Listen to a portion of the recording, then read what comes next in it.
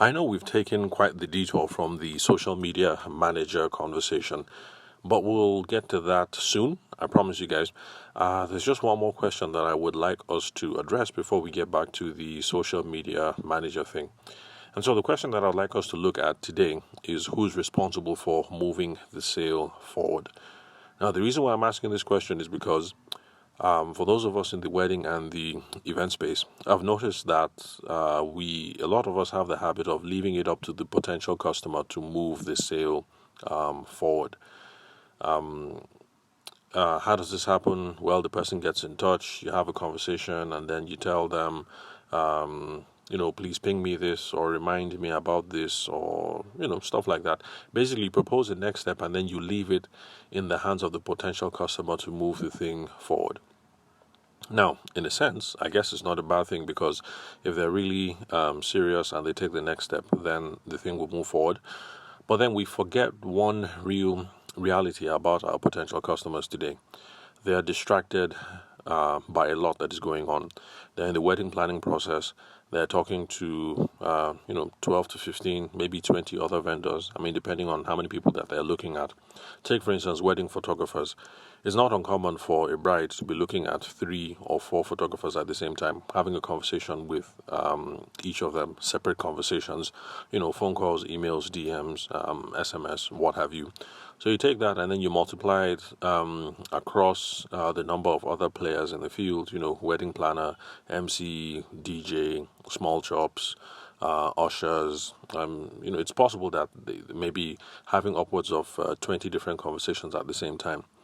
So, with this level of distraction, if we're going to leave it up to them to move the deal forward, it's possible that our own agenda is just going to fall off the plate. So, you leave the next step to them, but let's say other wedding photographers or other planners happen to be much more responsive, then those are the conversations that they are going to pay attention to. And so that's why it's a bad idea to leave it up to the potential customer to move the sales process forward because they're distracted with the wedding planning process. Now, let's not forget that if we throw in the demands of work and maybe family drama that might be going on, because sometimes when the brides and grooms are getting ready to get married, there's a lot of family history that gets dredged up. Daddy didn't treat mommy very well, or mommy walked out on us. We don't want her to be a part of the wedding. We want to restrict daddy's daddy's involvement in the process.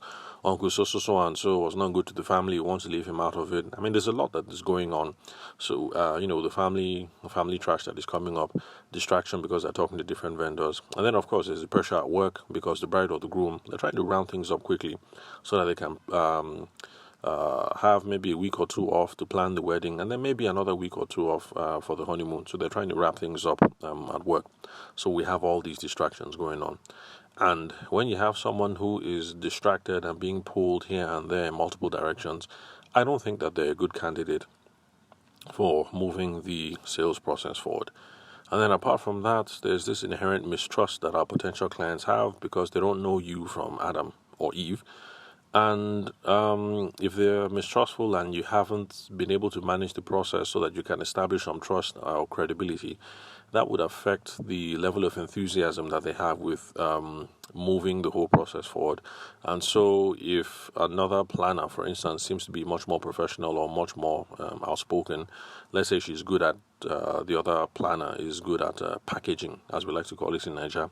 So if she packages more than you, then it's possible that if we're going to leave it up to the potential customer, she's just only going to reach out to the people who have the right packaging, and that is not a good idea because it hasn't given you a chance to put your foot in the door and show what it is that you are made of.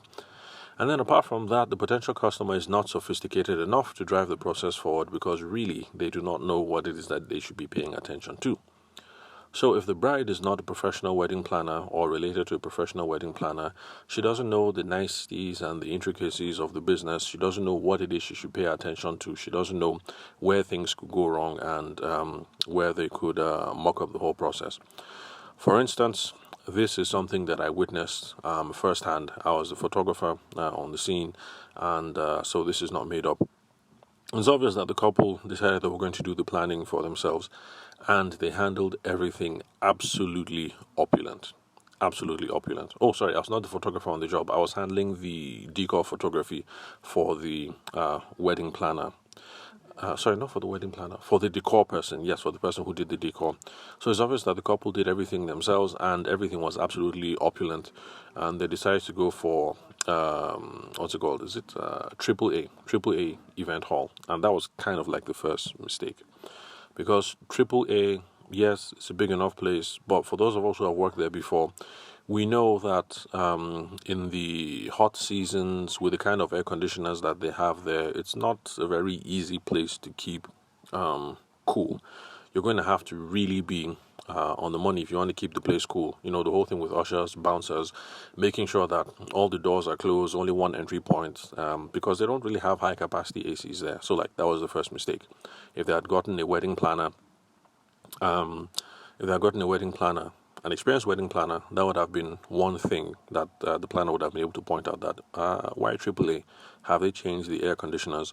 Why not look at this hall and this hall and this hall instead?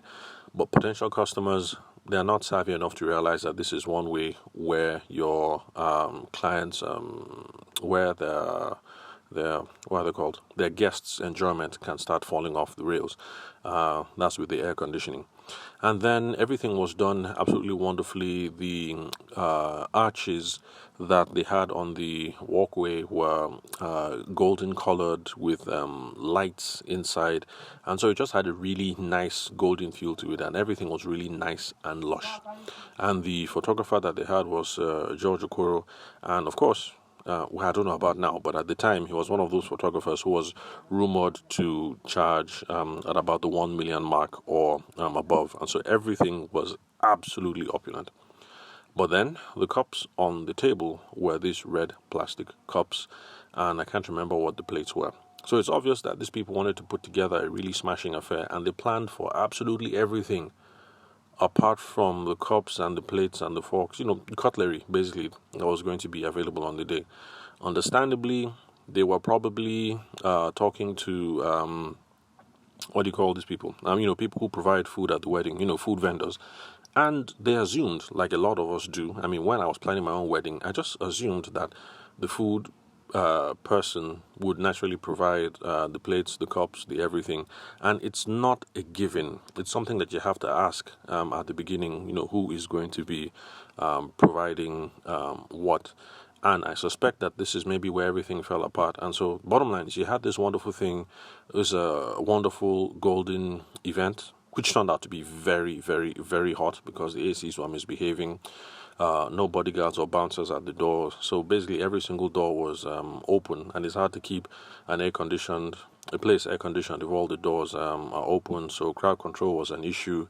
What else? And then you have this thing which should have been an otherwise classy affair, but just ended up looking cheap because you have these red plastic cups here. And imagine having on your high table red plastic cups after you've gone through the whole trouble of making sure everything is nice and golden and opulent, and and then the chairman of the day is drinking from a red plastic cup.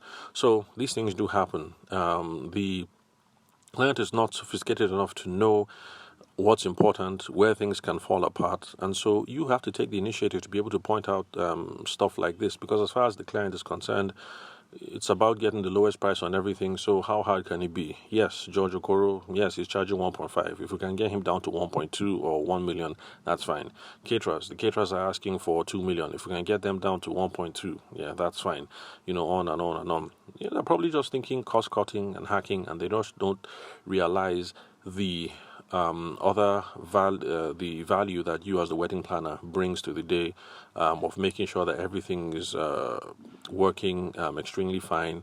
And then what else? And then they're not in situations where they have to rob Peter to play Paul, like a couple that I heard about who decided to nickel and dime the small chops person.